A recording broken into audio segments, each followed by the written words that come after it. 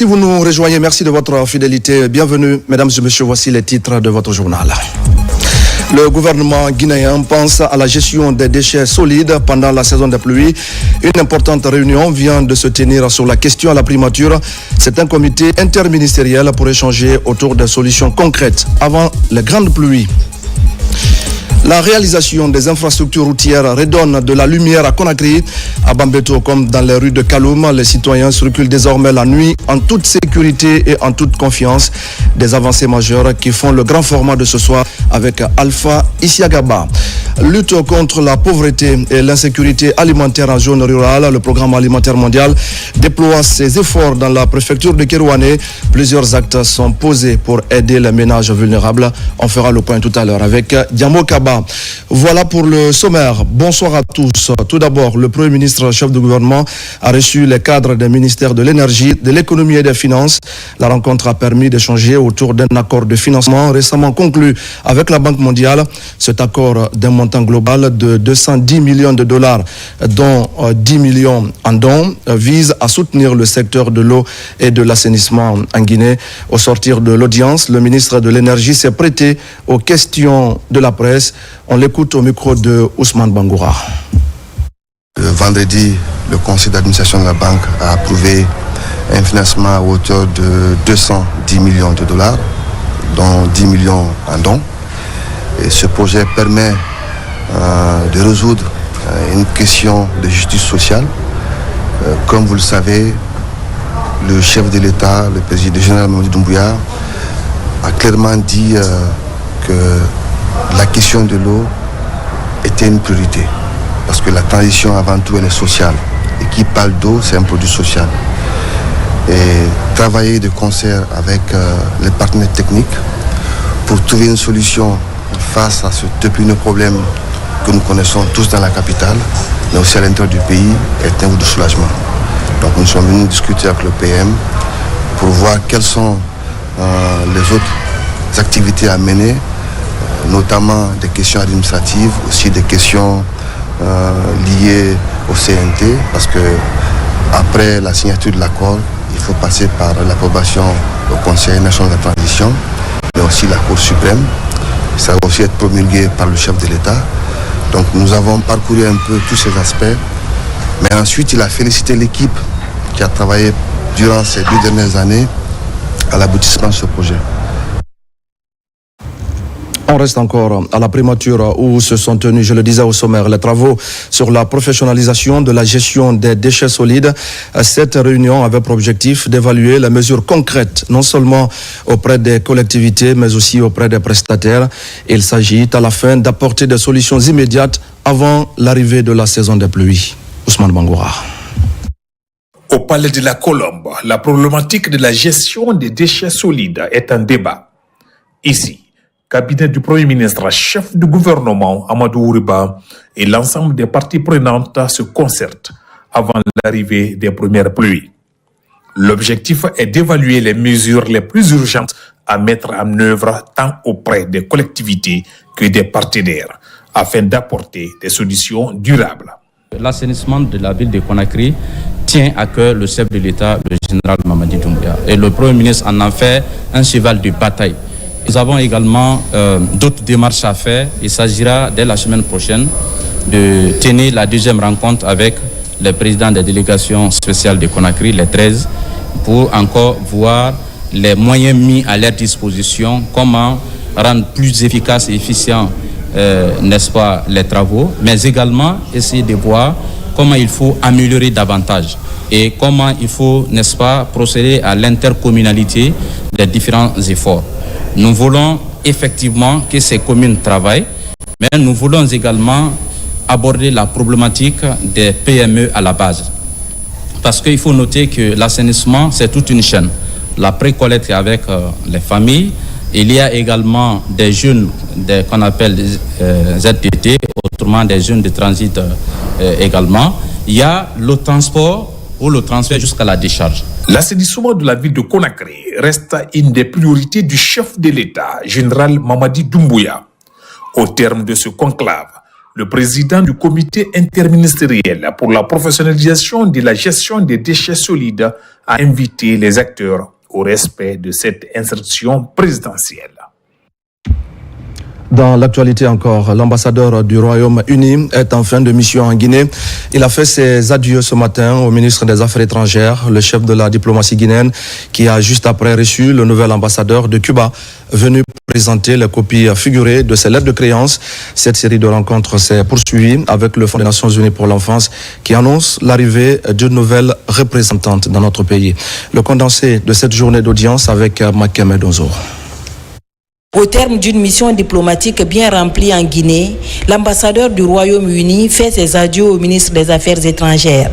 Le diplomate britannique aura pesé de tout son poids pour renforcer la coopération entre Conakry et Londres. Pour lui, les actes déjà posés sont tout aussi importants que les projets en cours. Je pars avec beaucoup de très beaux souvenirs de la Guinée. On a pu réaliser pas mal de projets, surtout en ce qui concerne nos relations économiques et surtout un partenariat entre UK Export Finance et les gouvernements de la Guinée. Il y aura 2 projets qui seront ratifiés au niveau du CNT, la cité administrative de Coloma et un projet pour la centrale solaire à Humagali. Je voudrais le remercier pour la considération qu'il a pour le chef de l'État, le président de la République, pour notre gouvernement et pour notre pays, et qui s'est traduite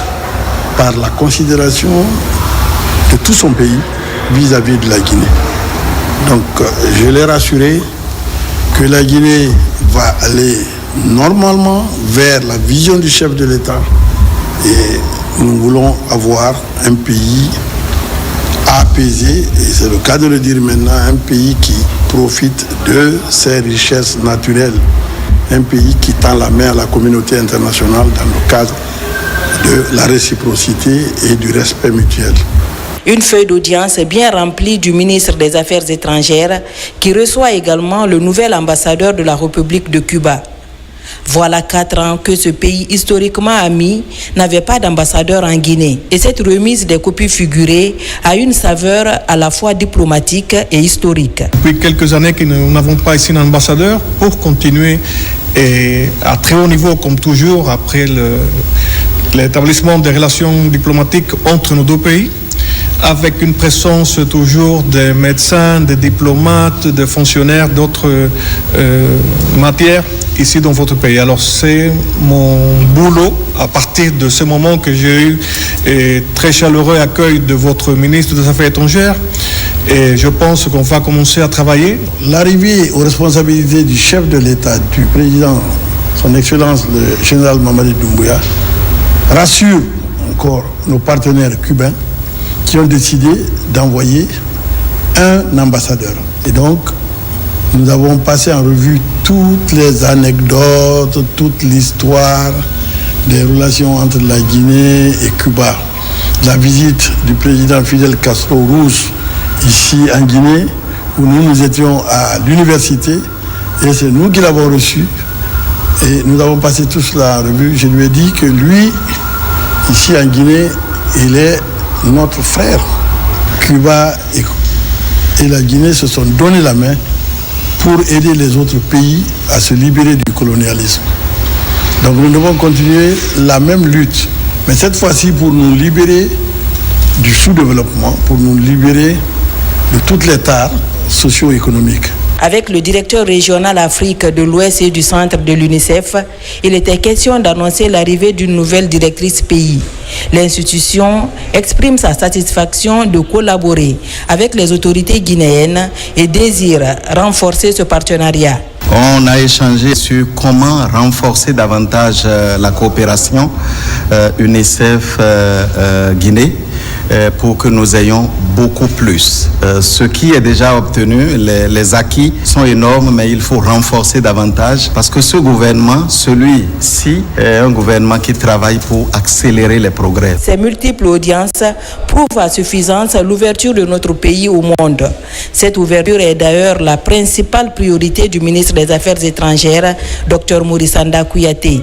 Tisser des liens d'amitié et de coopération réciproquement respectueux avec tous les pays du monde.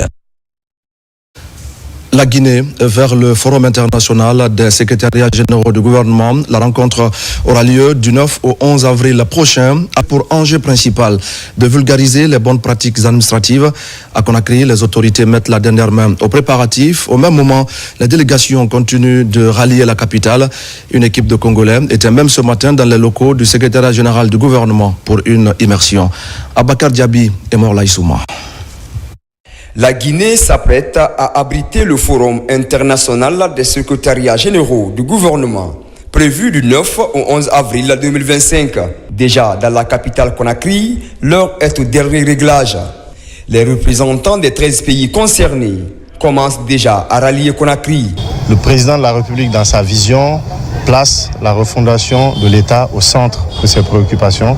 C'est pour ça que son Excellence, le général Mamadi Doumbouya, nous a instruit de faire tout pour que nos actions au quotidien, nos plans d'action, nos activités s'inscrivent dans cette logique-là. L'occasion nous sera donnée donc de faire une étude comparative, de mesurer les outils qui permettent aux administrations de renforcer, de qualifier le travail gouvernemental. C'est un rendez-vous du donner et du recevoir. Il consiste à renforcer les compétences des hauts cadres de l'État. Cette immersion de la délégation congolaise au secrétariat général du gouvernement est une aubaine pour consolider la coopération bilatérale entre la Guinée et le Congo. Et ce matin, nous avons reçu une délégation congolaise qui est arrivée avant les autres, avant le début du forum. Ça nous a permis de faire une immersion d'une matinée au secrétariat général du gouvernement, au cours de laquelle nous avons présenté nos activités, nos attributions et notre organisation, ainsi que les outils qui nous permettent aujourd'hui d'assister le Premier ministre dans la coordination de l'action gouvernementale. Ils nous ont également présenté leurs outils, leur façon de travailler, leur vision, en prélude bien entendu de ce forum-là. Pour ces acteurs, le Forum international des secrétariats généraux du gouvernement sera une tribune d'échange d'expériences sur les bonnes pratiques administratives et une meilleure gestion des affaires de l'État. Cette opportunité stratégique prendra en compte tous les enjeux administratifs et juridiques des États africains présents à ce forum. Et pendant ce temps, à plusieurs centaines de kilomètres de Conakry, à Berlin, en Allemagne, la Guinée participe au sommet mondial sur le handicap. C'est Charlotte Daffé, ministre en charge des personnes vulnérables, qui conduit la délégation guinéenne à cette rencontre. La mission a exposé les avancées que notre pays enregistre dans le cadre de la promotion des droits des personnes porteuses de handicap. Mohamed de Camara. À Berlin, la capitale allemande, la Guinée prend part aux travaux du 3e sommet mondial sur le handicap. La rencontre a mobilisé plus de 4000 personnes venues de plusieurs pays du monde.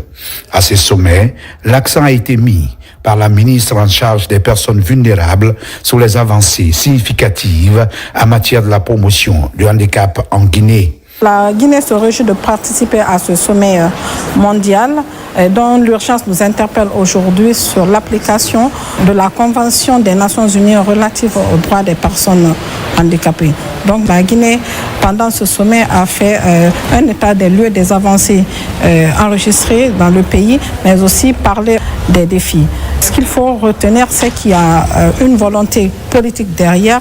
Ça se matérialise par l'adoption du projet de loi sur le handicap en République de Guinée. La participation de la délégation guinéenne, conduite par Charlotte Daffé, a permis de réaffirmer la volonté politique des autorités à bâtir une société inclusive conformément aux objectifs de développement durable. À chaud, ce que nous envisageons de faire, c'est l'organisation de la conférence régionale au Maroc, qui va regrouper tous les pays francophones. La chose à retenir aujourd'hui, c'est que la prise en charge de la dimension handicap, de l'inclusion, n'est plus une option, mais c'est une obligation aujourd'hui pour les États de prendre en charge la question du handicap et de l'inclusion des personnes handicapées. D'autres actions concrètes portées par la Guinée, notamment l'appareillage orthopédique et la construction de 4 centres régionaux d'apprentissage pour des personnes à mobilité réduite, sont entre autres acquis évoqués par cette délégation au cours de ce sommet de Berlin. Dans l'actualité encore, l'ambassadeur de la Guinée en France s'intéresse particulièrement aux conditions de vie des ressortissants guinéens vivant sur place. Après la présentation de ses lettres de créance au prince Albert II de Monaco, Sékou Sylla a conféré avec nos compatriotes vivant à Nice. Ces derniers ont expliqué à la délégation de l'ambassade les difficultés qu'ils rencontrent et formulé des doléances pour leur prise en compte. Mohamed Souma et Amadou Touré. Du retour de Monaco où il a présenté ses lettres de créance au prince Albert II, l'ambassadeur Sékou Sylla a fait une escale de travail à Nice. Ici, dans la capitale de la Côte d'Azur en France, le diplomate guinéen et sa délégation ont été reçus par les membres de l'AGAM, Association des Guinéens des Alpes-Maritimes, une organisation de ressortissants guinéens qui a salué et félicité la démarche de l'ambassadeur, considérée comme une première pour de nombreux ressortissants. Ça fait maintenant une vingtaine d'années que je suis là à Nice. Je crois que c'est la première fois que un ambassadeur se déplace pour venir voir la communauté, échanger avec la communauté. Notre position fait que Nice reçoit beaucoup plus de nos compatriotes que n'importe quelle ville, parce que nous sommes frontaliers à l'Italie. Au centre des sujets abordés lors de cette rencontre, le renforcement de la cohésion et l'unité entre les ressortissants, mais aussi et surtout l'amélioration de l'obtention des documents administratifs, notamment le passeport biométrique. Car nous savons que vous éprouviez des difficultés liées au renouvellement de votre séjour, de votre permis de travail et d'autres démarches administratives.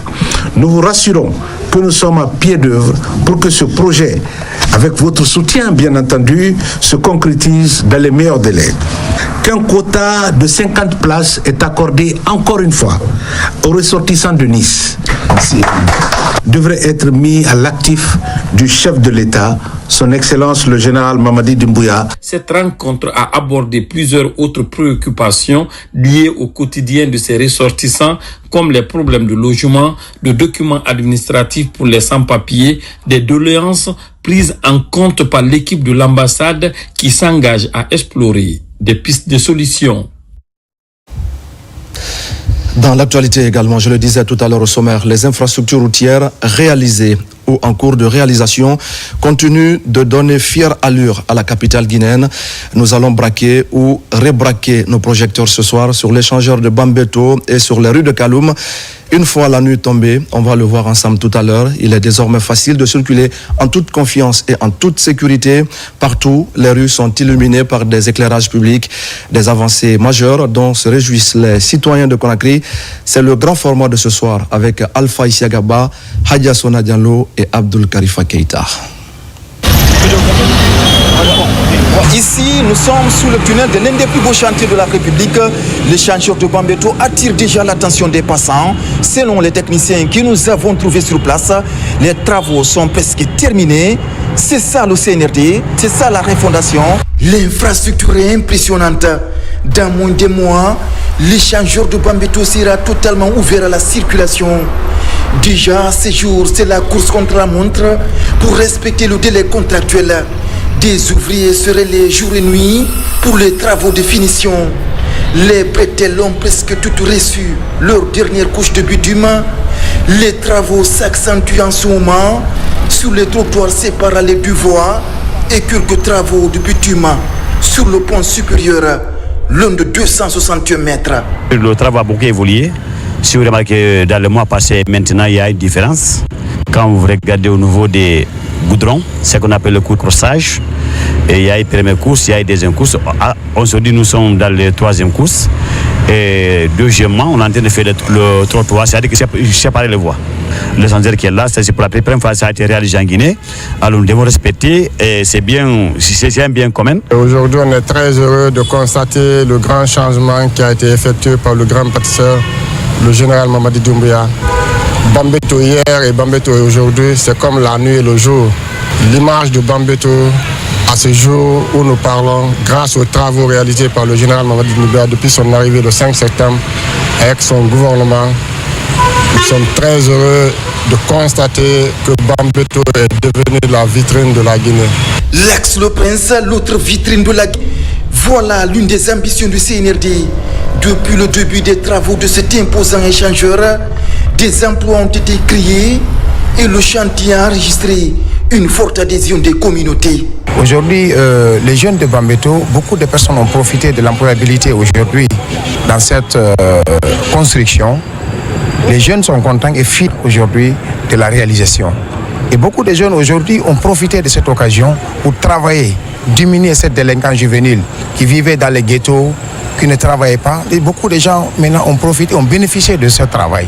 Parce que déjà, cet édifice, là, c'est un ouvre de soulagement aujourd'hui. Quand tu passes ici, tu ne sais même pas qu'ensuite tu es en Guinée. Donc ça, c'est beaucoup pour les riverains ici. Ça désenclave aujourd'hui. Regarde l'éclairage public qui est là aujourd'hui.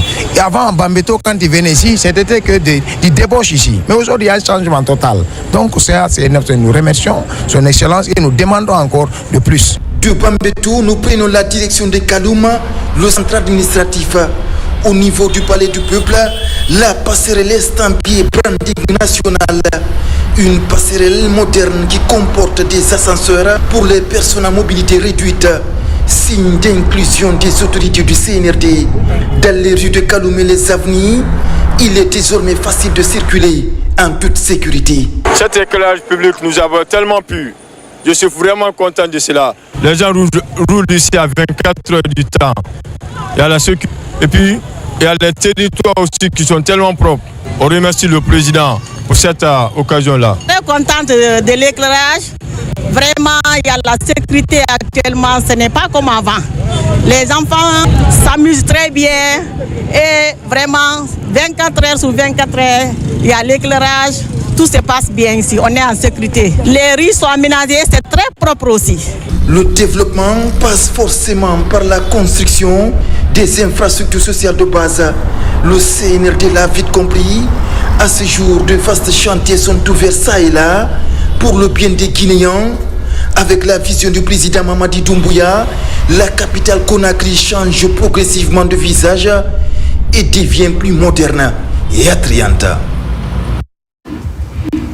Merci à Alpha Issagaba et à toute son équipe. Dans le reste de l'actualité, l'approche village fin zéro devient de plus en plus une réalité à Kerouané.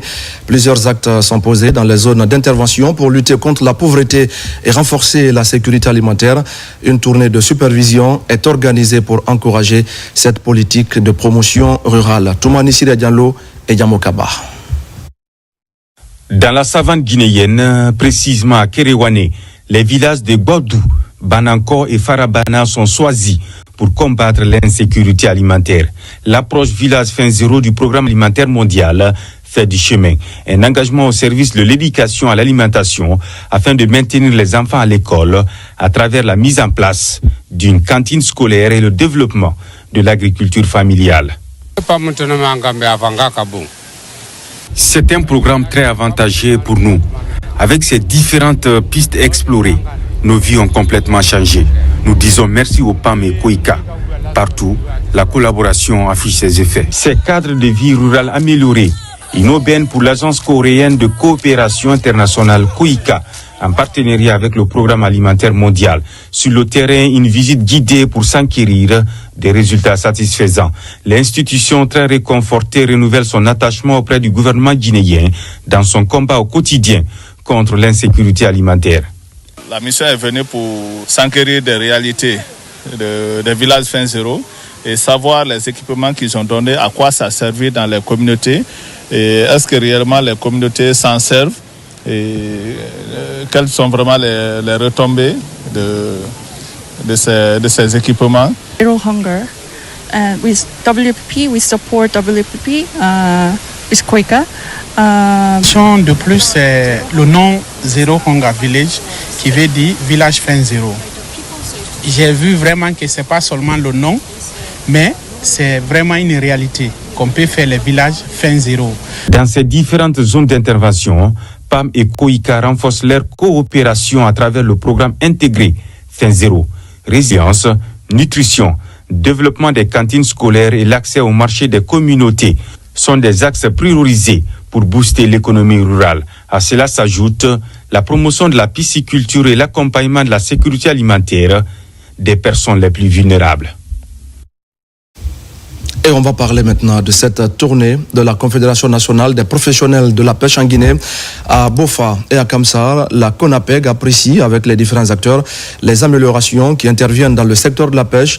Il a aussi été question de préparer les membres à répondre massivement à la marche pour la paix prévue en fin de semaine à Boké. Mamadou Alpha Baldé et Sekou Sissoko. Grand pourvoyeur d'emploi, le secteur de la pêche constitue le centre d'intérêt d'environ 50 000 personnes le long du littoral.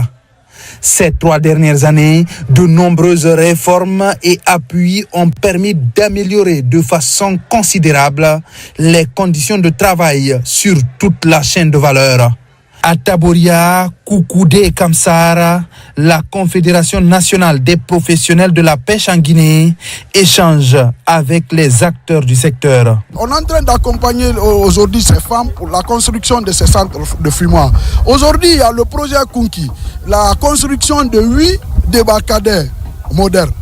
Dans le projet Simandou 2040, il y a 30 débarcadères prévus pour la construction. Ça prouve à suffisance l'implication du président de la République dans le secteur de la pêche. On est venu dans les ports, dans les différents ports, pour informer les pêcheurs les efforts que le gouvernement du général Mamadi Doumbouya est en train de faire pour nous.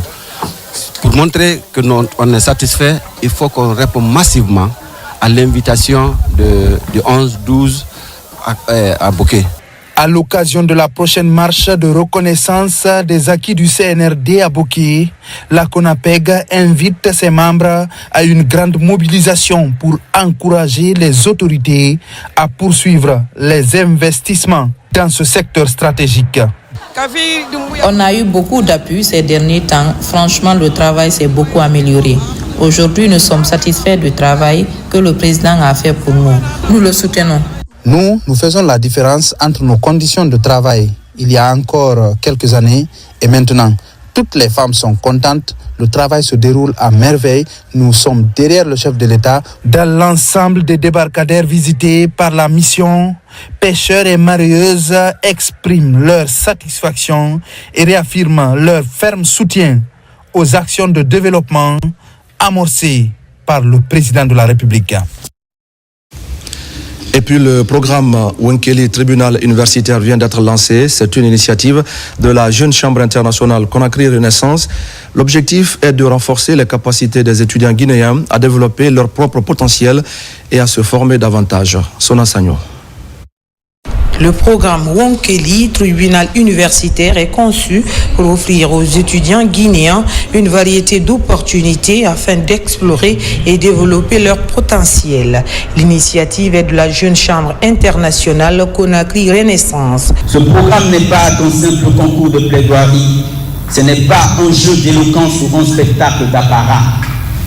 C'est une révolution industrielle, une insurrection de l'esprit contre l'ennui académique. Une équation résolue contre les doctrines figées, un coup de chicotte contre le savoir qui dort. Ce programme a été pensé pour non seulement créer des synergies entre les membres actuels et futurs à travers des activités interactives et formatrices, mais aussi inspirer l'excellence en misant sur le leadership, l'entrepreneuriat, l'éloquence, des piliers essentiels pour bâtir une Guinée prospère. Pour cette journée d'échange et de partage d'expériences, un panel enrichissant sur le leadership est animé par ces spécialistes. C'est comme si on était en train de chercher à asseoir une nouvelle dynamique jeune qui va promouvoir un leadership nouveau dans la société, surtout pour le milieu guinéen, à promouvoir les jeunes dans les universités, dans les instances de formation ou dans le monde sociétal. La Jeune Chambre internationale Conakry Renaissance entend contribuer à travers ce programme Wonkeli, tribunal universitaire, à la promotion de l'excellence et également attire l'intérêt des jeunes étudiants à se former davantage. Le tout premier annuaire statistique de la jeunesse et des sports est présenté aux responsables du département. Il est initié par l'Observatoire national de la jeunesse et réalisé par un cabinet local. Après examen, les acteurs ont validé le document qui devra aider le gouvernement dans la prise de décision qui concerne les jeunes de Guinée. Moussa Komara, Mangamouri Kamara. C'est une avancée importante dans la résolution des questions des jeunes en Guinée. L'élaboration de l'annuaire statistique de la jeunesse et des sports 2023 va aider le gouvernement et ses partenaires à transformer les problèmes des jeunes en opportunités. Il est important de savoir que la population guinéenne aujourd'hui, 78% c'est des jeunes de 15-35 ans. Et si ces jeunes, dans le milieu rural, dans le milieu urbain, ne sont pas pris en compte, c'est comme si l'État est en manque de sa responsabilité. Alors pour pallier ce déficit d'informations statistiques sur les jeunes, l'Observatoire national de la jeunesse et des sports est créé dans ce sens. Avoir donc un observatoire qui nous donne les détails des attentes de la jeunesse, sa composition, sa structure, nous permet de prendre des décisions. Et c'est le premier annuaire et nous allons continuer à l'améliorer pour prendre en compte les réalités de notre jeunesse. Ce document stratégique réalisé par le cabinet d'expertise et de recherche observance statistique a touché les jeunes dont l'âge varie entre 15 et 35 ans. La collecte des données dans les secteurs clés comme l'éducation, la santé et l'immigration a duré 2 mois. La validation de l'annuaire statistique jeune est en lien avec nos engagements dans le cadre de la mise en œuvre du projet d'appui à la participation des jeunes pour une transition inclusive apaisée en Guinée. Il vient ainsi renforcer le travail accompli par votre ministère. Le PNUD reste disponible pour vous accompagner dans vos chantiers futurs contribuant à renforcer l'image positive de la jeunesse guinéenne, particulièrement en cette période de transition. Les Nations Unies, à travers le Fonds des Nations Unies pour la consolidation de la paix, PBF, sont fiers de soutenir ces projets. Notre financement et accompagnement technique témoignent de notre engagement à promouvoir une transition inclusif et apaisé en mettant l'accent sur la participation active des jeunes et des femmes en Guinée. Après la présentation et l'analyse du document, les parties prenantes l'ont validé. Une validation qui permet désormais à la Guinée d'avoir son tout premier document d'annuaire statistique de la jeunesse et des sports. Et puis la coalition des partis et mouvements politiques pour la candidature du président général Mamadi Doumbouya a organisé ce week-end une série de prières dans plusieurs lieux de culte de la capitale. L'initiative vise à solliciter la bénédiction de Dieu en faveur du chef de l'État et de la Guinée tout entière. Bakari Bamba Kondé. Ces prières ont été organisées dans un esprit de communion et d'unité nationale. À la mosquée centrale de Lambagny, les fidèles musulmans ont imploré Allah pour la paix, la stabilité et la réussite du président Mamadi Doumbouya dans ses projets et programmes pour la Guinée. De l'autre côté, les communautés chrétiennes réunies à l'OCPH de Lambagny ont élevé des prières dans le même sens, demandant à Dieu de continuer à guider les pas du chef de l'État, véritable artisan du renouveau guinéen. Pour Maître Pépé Kouloumou, le président Mamadi Doumbouya est un homme d'action, un patriote au service exclusif de la Guinée. Il mérite de poursuivre son œuvre. Les Guinéens se sont rendus compte que Mamadi Doumbouya est en train de faire là où les autres n'ont pas pu hier. Quand nous voyons les réalisations par lui faites, lui et son équipe gouvernementale. Vous venez à Bambeto, vous pouvez faire 1 heure, 2 heures, vous ne pouvez même pas bouger. Vous venez à Kagbele, c'était la même chose. Vous venez au kilomètre 36, les embouteillages étaient là. Aujourd'hui, le général Mamadi Doumbouya et son équipe ont tout mis en œuvre pour que le peuple de Guinée quitte cette situation difficile et cette situation qui empêchait le peuple de se mouvoir. Les acquis, les réalisations du général Mamadi Doumbouya et de son gouvernement sont ici dans l'intérêt du peuple. nous devons œuvrer ensemble, accompagner ce jeune mouvement afin que nous puissions sensibiliser les populations guinéennes, que le peuple de Guinée se mobilise derrière le général Mamadi Doumbouya afin que la Guinée puisse soit le meilleur soit le choix de notre champion, le général Mamadi Doumbouya. Plusieurs anciens ministres ont également pris la parole pour appuyer cette démarche. Tous ont souligné la rupture avec les anciennes pratiques, la volonté politique affichée du chef de l'État et les résultats tangibles obtenus depuis le 5 septembre 2021. Nous disons partout qu'il y a l'action en faveur de Monsieur le Président de la République, Général Mamadi Doumbouya. Nous ne pouvons que venir témoigner notre reconnaissance vis-à-vis de l'homme par rapport à toutes les œuvres. En choisissant de commencer leur mobilisation par des prières dans les mosquées et les églises, les membres de la Copamok MD souhaitent envoyer un message fort d'unité nationale, de respect des croyances et de reconnaissance des progrès accomplis sur le magistère du général Mamadi Doumbouya. Ses qualités humaines et professionnelles exceptionnelles lui ont valu le respect, la confiance et la considération de toute une corporation. Elhadj Mohamed Habib Han, l'un des piliers du patronat guinéen, est décédé il y a quelques jours à Conakry. C'est hier dimanche que ses funérailles ont eu lieu avec son inhumation au cimetière de Cameroun. Mais avant, les parents, les amis et les proches collaborateurs ont rendu les derniers hommages à cet homme dont les actions vont continuer à inspirer le secteur économique de notre pays. Falilou Diallo. C'est une salle de congrès qui accueille ce dimanche la crème des hommes d'affaires et autres acteurs économiques et le cercueil de l'homme d'affaires Mohamed Habib Han.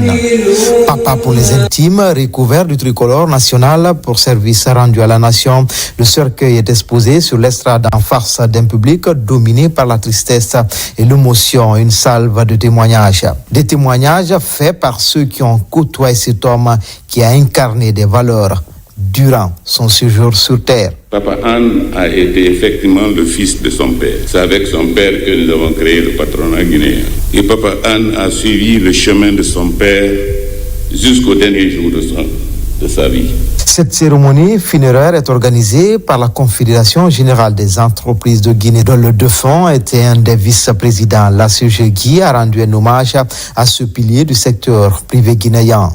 Un frère, un collaborateur, un bâtisseur dont le départ laisse un vide immense. Mais aujourd'hui, au-delà de la tristesse, nous sommes réunis pour célébrer une vie remarquable, une trajectoire inspirante, un héritage précieux.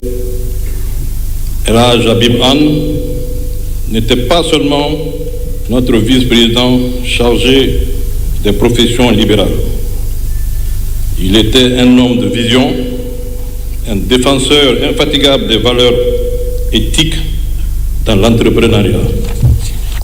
La ministre du Commerce, de l'Industrie et des petites et moyennes entreprises a, au nom du gouvernement, rendu hommage à un homme qui portait en lui les valeurs de leadership et profondément humain, qui savait écouter, conseiller et rassembler. Elhadj Mohamed Habib Han a marqué de son empreinte le monde entrepreneurial de notre pays, œuvrant pour la promotion du secteur privé et le renforcement du dialogue entre les acteurs économiques et les autorités. Son parcours est celui d'un homme de conviction, de loyauté et de vision. Il était un artisan du consensus, un bâtisseur du dialogue public-privé, un repère pour plusieurs générations d'entrepreneurs. Ma sœur et moi et toute la famille, nous vous remercions infiniment pour cet honneur. Je garde de mon père des souvenirs extraordinaires, un combatif qui n'a jamais reculé devant l'adversité et qui a toujours été présent pour ses frères et sœurs qu'il a tant aimés. Il s'est beaucoup battu durant son vivant pour unifier et réconcilier sa famille autour des valeurs que mon grand-père a toujours prônées. Et je l'ai vu partir l'arme à la main. Il est souvent tombé, mais il a su se relever. Aujourd'hui, malheureusement, ce n'est pas le cas. Je voudrais demander à tout un chacun de bien vouloir le pardonner. Elhadj Mohamed Habib Han a été rappelé à Dieu vendredi dernier des suites de maladie. Il a laissé derrière lui 2 enfants et repose désormais à jamais au cimetière de Cameroun. Que son âme repose en paix. Amen. À présent, mesdames et messieurs, nous vous invitons à suivre le condensé de l'actualité internationale traité sous forme de télégramme avec une signature de Moussa Bangoura.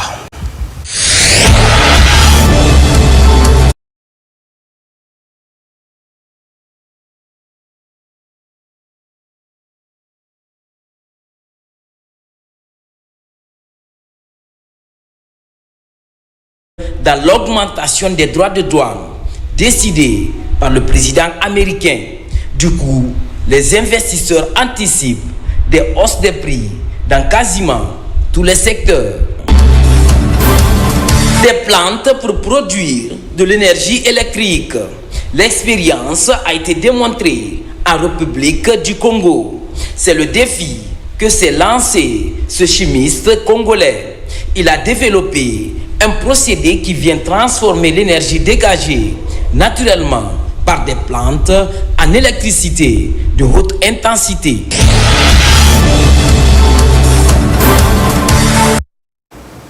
Et voilà, mesdames et messieurs, c'est la fin de ce journal. Merci à tous de l'avoir suivi. Je vous retrouve demain pour d'autres actualités de la Guinée, notre paradis, terre de richesse et d'innovation. Je vous souhaite à tous de passer une belle soirée en compagnie de nos programmes.